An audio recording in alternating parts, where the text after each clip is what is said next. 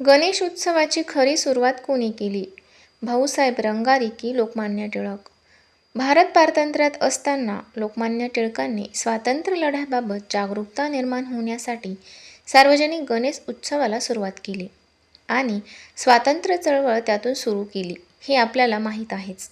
मात्र सुरुवात कुणी केली याचा वाद 2017 समोर आला. भारतीय स्वातंत्र्य लढ्याबाबत लोकांमध्ये जनजागृती निर्माण करण्यासाठी लोकमान्य टिळकांनी सार्वजनिक गणेशोत्सव ही संकल्पना समोर आणली. सार्वजनिक गणेशोत्सवाच्या माध्यमातून त्यांनी स्वातंत्र्य चळवळीची ज्योत पेटवली. मात्र लोकमान्य टिळक नव्हे तर भाऊसाहेब रंगारी यांनी सर्वात आधी गणेशोत्सव सुरू केला असा दावा भाऊसाहेब रंगारी ट्रस्टने केला. लोकमान्य टिळकांनी 1894 साली विंचुरकर वाड्यात गणेशोत्सवाची सुरुवात केली, तर भाऊसाहेब रंगारी यांनी 2 वर्ष आधी म्हणजे 1892 सार्वजनिक गणेशोत्सवाची सुरुवात केली होती. असं रंगारी यांचे वंशज संजीव जावळे सांगतात.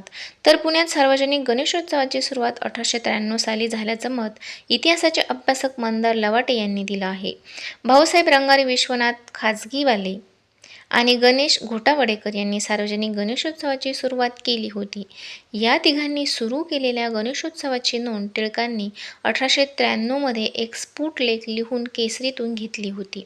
त्याच्या दुसऱ्या वर्षी गणेशोत्सवाची संख्या 3हून वाढून 100च्या वर गेली होती. भाऊसाहेब लक्ष्मण जावळे हे म्हणजेच भाऊसाहेब रंगारी हे व्यवसायाने वैद्य होते. त्यांच्या दुमजली घरात धर्मार्थ दवाखाना होता. त्या ठिकाणी येणाऱ्या रुग्णांची ते मनोभावे सेवा करत असत. तसंच त्यांचा आध्यात्मिक क्षेत्रातही मोठा अधिकार होता. त्यांचे आणि संत जंगली महाराज यांचे संबंध अतिशय सौहार्दपूर्ण होते असं जंगली महाराज यांचे शिष्य सांगतात, असं जावळे यांनी BBC मराठीशी बोलताना सांगितलं. भाऊसाहेबांचा परंपरागत व्यवसाय हा शालूंना रंग देण्याचा होता. त्यावरून त्यांना रंगारी हे उपनाव पडलं होतं. भाऊ रंगारी हे सशस्त्र क्रांतीचे पुरस्कर्ते होते. असुर रूपातील ब्रिटिशांच्या सत्तेचा गणपती नायनाट करत आहे अशी संकल्पना डोळ्यासमोर ठेवून त्यांनी मंडळाची मूर्ती बनवली होती, असं जावळे सांगतात. महाराष्ट्र सरकारनं प्रकाशित केलेल्या स्वातंत्र्य सैनिक चरित्र कोशात भाऊ रंगारी यांच्या नावाचा समावेश आहे. या कोशात देखील रंगारी यांनी 1892 साली सार्वजनिक गणपती उत्सव करण्याचं कार्य केलं आहे अशी नोंद आहे. पुण्याच्या गणेशोत्सवाच्या इतिहासावर मंदार लवाटे यांनी पुण्यातील गणेश विसर्जन उत्सव 121 वर्षांचा हे पुस्तक लिहिलं आहे. मोडीपत्रांच्या आधारे आपण हे सांगू शकतो की महाराष्ट्रात घराघरात गणपती बसवण्याची परंपरा शिवपूर्व काळातील आहे. पुणे, औंध या भागातील लोक गणपती विसर्जनासाठी ओळीनं जात असत. या रांगेत सर्वात पुढे त्या गावचा पाटील असे लवाटे सांगतात. बाळाजी बाजीराव म्हणजेच नानासाहेब पेशव्यांनी शनिवार वाड्यात मोठ्या थाटात गणेशोत्सव साजरा करण्यास सुरुवात केली. पेशव्यांचे सरदार त्यांचं अनुकरण करू लागले होते. पुरंदरसारख्या किल्ल्यांवर देखील गणेशोत्सव साजरा केला जात असे. इंग्रजांची सत्ता आल्यावर देखील 1819-20 साली दप्तरखान्यात ब्रिटिशांच्या पैशांनी गणपती बसवण्यात आल्याच्या नोंदी आहेत. ब्रिटिशांची सत्ता आल्यानंतर पुण्यातल्या घराघरात गणपती बसत होते. श्रीमंत सरदारांकडे गणपती बसत होते. इतकंच काय तर देवदासींच्या घरी सुद्धा गणपती बसत असत. 1893 साली विश्वनाथ खाजगीवाले ग्वाल्हेरला गेले. तिथे त्यांनी एका सरदाराच्या घरी थाटामाटात गणेशोत्सव साजरा होताना पाहिला आणि त्यानंतर भाऊ रंगारी, घोटावडेकर आणि खाजगीवाले यांनी गणेशोत्सवाला सुरुवात केली असं लवाटे सांगतात. खाजगीवाले ग्वाल्हेरहून परत आल्यानंतर पुण्यात गणेशोत्सवाची सुरुवात झाली. या मताशी भाऊ रंगारी यांचे वंशज संजीव जावळे सहमत आहेत. फक्त ते वर्ष 1893 नाही तर 1892 होतो असं त्यांचं म्हणणं आहे. खाजगीवाले 1892ला ग्वाल्हेरहून जाऊन आल्यानंतर तिघांनी मिळून सार्वजनिक गणेशोत्सवाची सुरुवात केली होती. रंगारी यांच्या घरी तत्कालीन प्रतिष्ठित मंडळींची एक बैठक झाली होती. त्या बैठकीला बळवंत सातव, गणपतराव घोटावडेकर, सांडोबाराव तरवडे, खासगीवाले, बाळासाहेब नातू, लखीशेठ दंताळे, आप्पासाहेब पटवर्धन आणि दगडूशेठ हलवाई हे लोक उपस्थित होते. या सर्वांच्या पुढाकाराने 1892 पुण्यात सार्वजनिक गणेशोत्सवाची सुरुवात झाली. खासगीवाले, घोटावडेकर आणि रंगारी यांनी 3 ठिकाणी गणपती बसवले. 10व्या दिवशी त्यांचं विसर्जन देखील गाजत वाजत करण्यात आलं होतं. 26 सप्टेंबर 1893 साली केसरीमध्ये टिळकांनी या गणेशोत्सवाची नोंद घेत पुण्यात सार्वजनिक स्वरूपाचा गणेशोत्सव साजरा करणाऱ्यांचं कौतुक केलं असल्याचं जावळे सांगतात. गणेशोत्सवाच्या निमित्तानं सर्व समाज एकत्र येत असेल तर ती आनंदाची बाब आहे, असं टिळकांनी म्हटलं होतं. रंगारी यांनी आपल्या आधी सार्वजनिक गणेशोत्सवाला सुरुवात केली. ही बाब टिळकांना मान्य होती, हे यावरून स्पष्ट होतं, असा दावा जावळे करतात.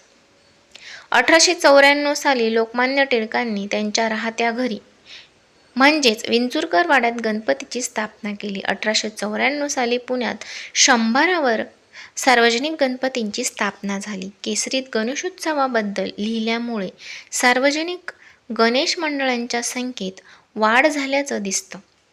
पुण्याबरोबरच सिकंदराबाद, नंदुरबार आणि मुंबईमध्ये देखील गणेशोत्सव सार्वजनिक स्तरावर साजरे करण्यात आल्याच्या नोंदी आहेत, असे लवाटे सांगतात. भाऊ रंगारींनी पहिल्यांदा गणपती उत्सवाला सार्वजनिक रूप दिलं असलं तरी त्याला व्यापक स्वरूप आणि दिशा देण्याचं काम टिळकांनी केलं, असं जाणकारांचं मत आहे. गणेशोत्सव आणि शिवजयंती या प्रसंगांचं औचित्य साधून टिळकांनी युवकांमध्ये राष्ट्रतेज जागृत केलं, असं इतिहासकार बिपिनचंद्र यांचं मत आहे. बिपिनचंद्र यांनी आपल्या इंडियाज स्ट्रगल फॉर इंडिपेंडन्स या पुस्तकात म्हटलं आहे, 1893 सालापासून लोकमान्य टिळकांनी गणेशोत्सवाचा वापर राष्ट्रवादी विचारांचा प्रसार प्रचार करण्यासाठी केला. देशभक्तीपर गीतं आणि भाषणांच्या माध्यमातून टिळक राष्ट्रवादाचा प्रचार करत असत.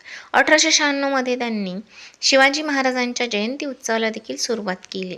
त्याच वर्षी टिळकांनी विदेशी कपड्यांवरील बहिष्काराची चळवळ देखील सुरू केली होती. 1904 ते 5 पर्यंत तर गणेशोत्सवाचा वापर राष्ट्रभक्तीच्या कार्यासाठी केला जात आहे, याची कल्पना देखील इंग्रजांना लागली नव्हती. इतर वेळी एखाद्या भाषणाचं आयोजन करायचं असेल तर इंग्रजांची परवानगी लागायची, पण गणेशोत्सवात ती लागत नसे, असं लवाटे सांगतात. 1908 साली टिळकांना राष्ट्रद्रोहाच्या गुन्ह्यात 6 वर्षांची शिक्षा झाली. टिळक मंडालेला गेल्यानंतर देखील गणेशोत्सवाचं स्वरूप काही अंशी तसंच राहिलं, असं मत डॉ. सदानंद मोरे यांनी व्यक्त केलं. टिळक तुरुंगात गेल्यानंतर गणेशोत्सवामध्ये राष्ट्रभक्तीवर कार्यक्रम सुरूच होते, पण त्यावेळी जी गाणी किंवा पदं म्हटली जात त्यातला भडकपणा कमी झाला होता, असं मोरे सांगतात. जून 1914ला ते मंडालेहून परत आले. त्यावेळी त्यांना कोणी भेटायला येऊ नये म्हणून इंग्रजांनी वटहुकूम काढला होता. त्यांच्या वाड्याबाहेर पोलीस तैनात करण्यात आले होते. त्यानंतर काही महिन्यातच गणेशोत्सव येईल आणि त्यामध्ये टिळक आपल्या कारवाया करतील, अशी इंग्रजांना धास्ती होती. गणेशोत्सवाचा फायदा टिळकांना होऊ नये म्हणून इंग्रजांनी पावलं उचलली होती, अशी नोंद डॉ. सदानंद मोरे यांनी लोकमान्य ते महात्मा या पुस्तकात केली आहे. म्हणजेच पहिली सुरुवात रंगारी मंडळाने केली, पण या उत्सवाला राष्ट्रव्यापी चळवळ बनवण्याचं मोठं श्रेय लोकमान्य टिळकांना दिलं जातं. व्हिडिओ आवडला तर लाईक करा, शेअर करा आणि असेच नवनवीन व्हिडिओ बघण्यासाठी चॅनलला सबस्क्राईब करा.